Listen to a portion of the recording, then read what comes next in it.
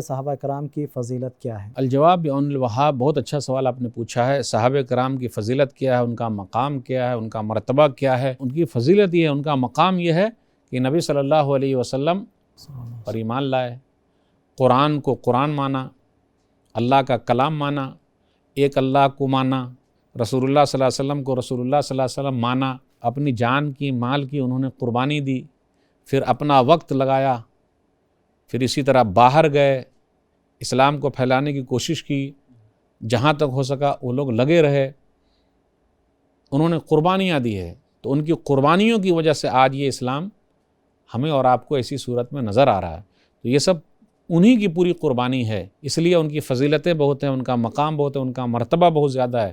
قرآن کریم کے یہ پہلے مخاطبین میں سے ہیں، قرآن پہلے انہی سے خطاب کرتا ہے۔ تو آئیے کچھ قرآن کریم کی آیت لیتے ہیں ان کے مقام کے لیے، ان کے مرتبے کے لیے۔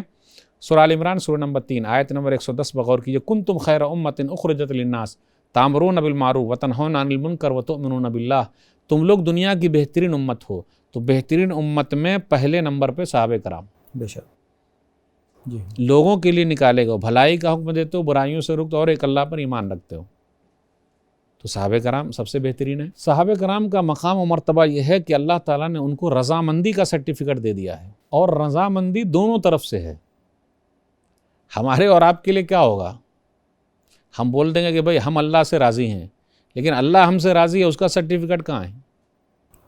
صحابہ کرام کے لیے یہ سرٹیفکیٹ ہے رضی اللہ عنہم ورضوا عنہ، سورہ توبہ سورہ نمبر 9 آیت نمبر 100۔ یہ رضامندی کا سرٹیفکیٹ صحابہ کرام کو ملا ہے۔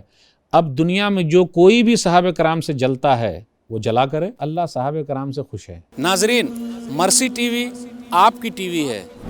میں شیخ ثناء اللہ مدنی آپ سب سے اپیل کرتا ہوں کہ آپ مرسی ٹی وی کا بھرپور تعاون کریں